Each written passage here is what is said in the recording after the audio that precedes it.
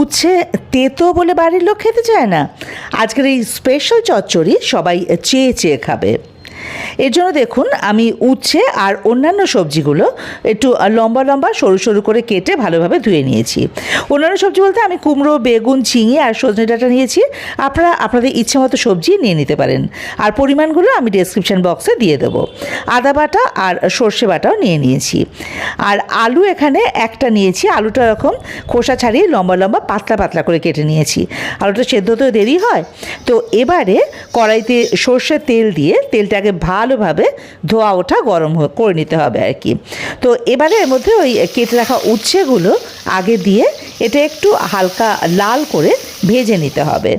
উচ্ছের বীজগুলো যেহেতু কচি ছিল তাই এগুলো আমি আর ফেলিনি। তবে যদি পাকা বীজ হয় সেক্ষেত্রে অবশ্যই বীজগুলো ফেলে ছাড়িয়ে নিয়ে তারপরে উচ্ছেগুলো লম্বা লম্বা করে কেটে নেবেন।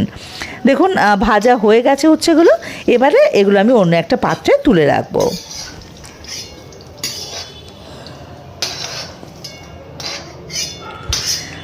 বাকি তেলেই কিন্তু রান্নাটা সেরে নেব। খুব একটা বেশি তেল এতে লাগে না। প্রথমে আগে ফোড়ন দেব। তার জন্য তেজপাতা নিয়েছি একটা, দিয়েছি গোটা কালো সর্ষে 1 টিস্পুন আর মেথি 1/2 টিস্পুন।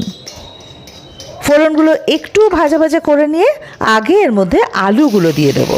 যেহেতু আলুটা সেদ্ধ হতে দেরি হয় তো আলুটাকে একটু হালকা লাল করে আগে ভেজে নিতে হবে। আলুটা ভাজা কমপ্লিট। এবারে অন্যান্য সবজিগুলো এর মধ্যে দিয়ে দেব। এবারে মিনিট খানেক কি মিনিট 2 হাই ফ্লেমে সমস্ত সবজি একসঙ্গে একটু ভাজা ভাজা করে নেব। এবারে এর মধ্যে দিয়ে দেবো স্বাদ মতো নুন। আমি এখানে 1.5 টিস্পুন মতো নুন দিলাম। হলুদ ওই 1/2 টিস্পুন, অল্প একটুখানি দিয়ে দেবো। আদা বাটা এটা উঁচু উঁচু 1 টিস্পুন। এবারে ওই সর্ষে বাটাটাও কিন্তু এখানে দিয়ে দেবো। রান্নাটা করতে বেশি সময় লাগে না। তো সমস্ত কিছু একসঙ্গে ভালো করে মিশিয়ে নেব।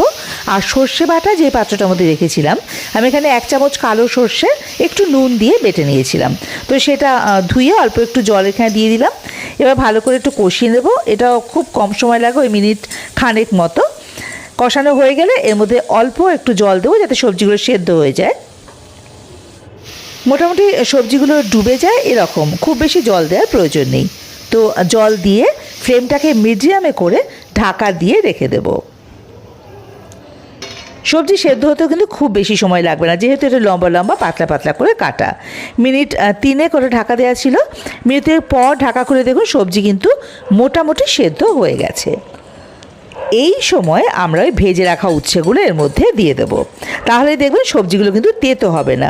এই যদি উচ্ছেটা আমি সবজির সাথে দিয়ে দিতাম তাহলে এটা বেশ তেতো হতো। তো আবারও ঢাকা দিয়ে মিনিট খানেক রেখে দিলাম। সমস্ত কিছু খুব ভালোভাবে সেদ্ধ হয়ে গেছে, উচ্ছেটাও, কারণ এটা তো আমি আগে ভেজে নিয়েছিলাম। তো এবার এর মধ্যে আমি স্বাদ মতো চিনি, অল্প, খুব একটা বেশি না, জাস্ট টেস্টটাকে ব্যালেন্স করার জন্য 1 টিস্পুন মতো চিনি দিয়ে দিলাম।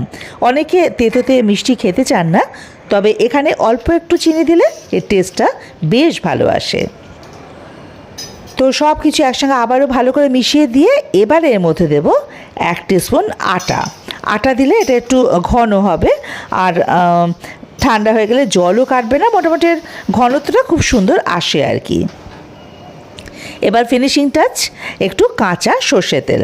আপনারা কাঁচা সর্ষে তেলের গন্ধ পছন্দ না করে দেবেন না, তবে এখানে অল্প একটু সর্ষে বাটা দিয়েছি তো কাঁচা সর্ষে তেল দিলে কিন্তু এটার টেস্টটা বেশ ভালো আসে। সব কিছু ভালোভাবে মিশিয়ে ফ্লেম অফ করে ঢাকা দিয়ে 2 মিনিট স্ট্যান্ডিং টাইম। 2 মিনিট পরে ঢাকা খুলে দিলাম। দেখুন রেডি আমাদের তেঁতুর চচ্চড়ি বা উচ্ছে চচ্চড়ি। তেজপাতাগুলো লাগবে না তাই ফেলে দিলাম। তো অবশ্যই বাড়িতে এটা করে দেখুন। আর ভীষণ কম সময় লাগে রান্নাটা করতে, কারণ এত গরমে আগুনের সামনে বেশিক্ষণ দাঁড়িয়ে থাকা যায় না। তো যাই হোক, কম সময় সুন্দর একটা রেসিপি।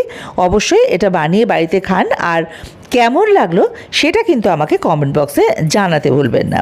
আর আপনারা কে কে এভাবে তেঁতুর চচ্চড়ি করেন সেটাও কিন্তু কমেন্টে আমার সঙ্গে শেয়ার করতে পারেন। তো যদি রেসিপিটা ভালো লাগে তাহলে অবশ্যই লাইক শেয়ার করার অনুরোধ রইল। আর চ্যানেলটা সাবস্ক্রাইব করে আমার পাশে থাকারও অনুরোধ রইল। ভালো থাকুন, সুস্থ থাকুন।